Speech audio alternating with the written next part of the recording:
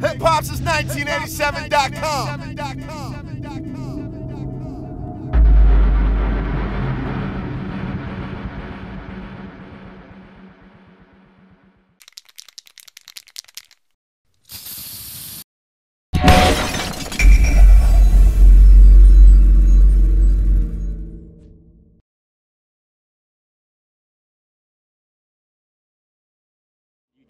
Visit Athens, any? Go to any football games? Yes. I went. I don't remember exactly which game I went to, but I know I went out there a bunch of times.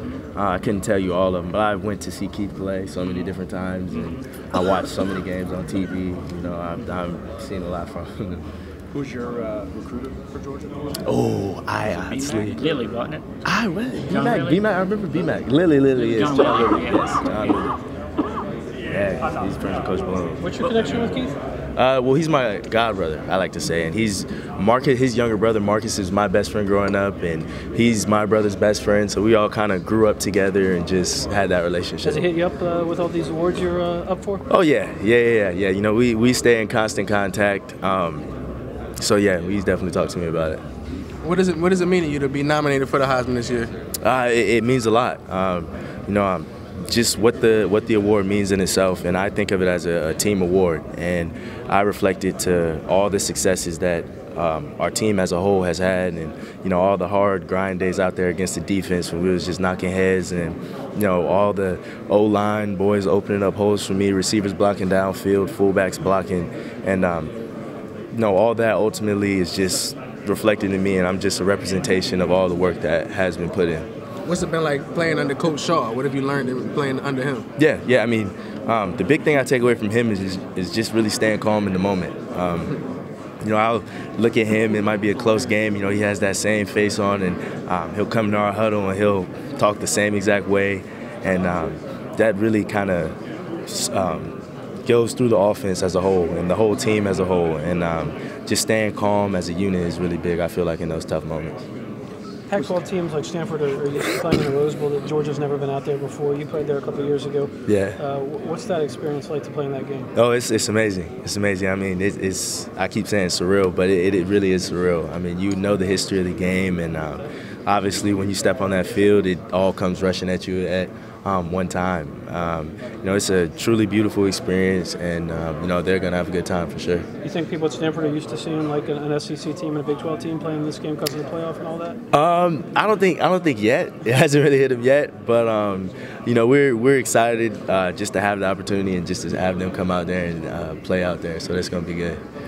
How much has your preparation in the world of track and field helped you, you know, to the great start you had off in over 1,000 yards in the month of September? Yeah. So talk to me about how track and field has helped you excel this year. Yeah, I mean, track and football just have so many correlations. I mean, just in terms of track specifically, like running mechanics, stride length, I mean, arm movement. I mean, there's so many different things that can be applied to the game, and core strength, and you know, all that has kind of paid off in terms of just football in general, and being able to really hit top end speed and knowing how to maybe maintain it longer than, you know, if I had never ran track or something like that. So there's a lot of connections between the two.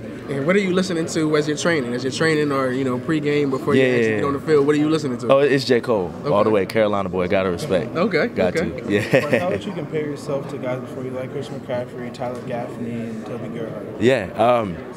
Wow. Well, I feel like Christian kind of was the one who really stepped out of the mold, so to speak, of Stanford running backs, and kind of set it apart of, okay, you have to be 250 or 240 and downhill and do these things. And you know, I would obviously say, you know, I'm not 240 and whatnot, but you know, I have the ability to, you know, run in that same kind of physical manner as Toby did, or you know, Stefan and Christian was able to do. So you know, I kind of have that same mindset, and I hold on to that. I feel like when KJ Costello took over the team, so to speak, you guys got a little bit more explosive on offense. Definitely showed at the end of the season. How good is KJ? I mean, he's a young guy. I know he's a redshirt freshman, right? So I mean, what can he do with? Going forward for the next 4 years for you guys? Yeah, I mean, the beginning of the year, it was just so many different things going on. You know, it's hard to necessarily put it on one person or another, but it was so many just execution details that we were just lacking. And KJ had the opportunity to step in, and he did a phenomenal job. And like you said, for as young as he is, he just has that confidence to him, and he has that attitude that really pushes us out there, and he really commands the huddle. And it kind of like what I said about Coach Shaw, it kind of just moves through the entire offense, and we always stay confident with him out there. Best front seven you went against? Oh my God. Last one. That's tough. Tough. I mean, it's your own team. Yeah, that's what I'm saying. I'd have to go with those three: Washington, SC, and the defense we play in practice every day. Got to go with it. Were you aware of much of the history? I mean, most people, they think about Stanford, they think about the football program, but were you aware of some of the history? Because you did have a Heisman winner back when I was a little kid, Jim Plunkett. You talk about Christian McCaffrey, who actually was a guy before him called Darren Nelson. Yeah, exactly. That same type of vibe. Were you aware of those guys before you came to the school? Well, I had, before any trips that I had made out here, I was pretty unfamiliar.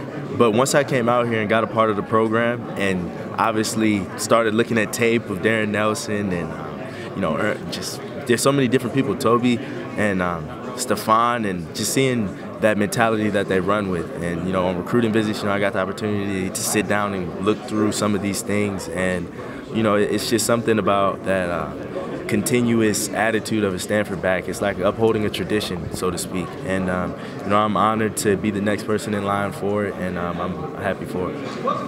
Do you think about the next level? Do you think about the NFL or beyond? Not really. I mean, I'm big on just taking stuff day by day, moment by moment. I know one day it'll come, no matter what. But right now, I'm just focused on playing, in the Alamo Bowl right now. And God forbid, if life wasn't the NFL after college, what would you do? What would you love to do when you graduate? I would want to work in pediatrics or be a pediatrician. I love to work with kids, and just being able to take something like that back to Wake Forest, where I'm from, would be big to me. Thanks, man. So now I understand why the Kids Sport Network was so excited about having you, because you got a future pediatrician, right? Yeah, yes, sir. Yes, sir.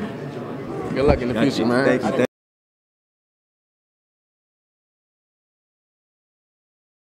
Hip Hop since 1987.com.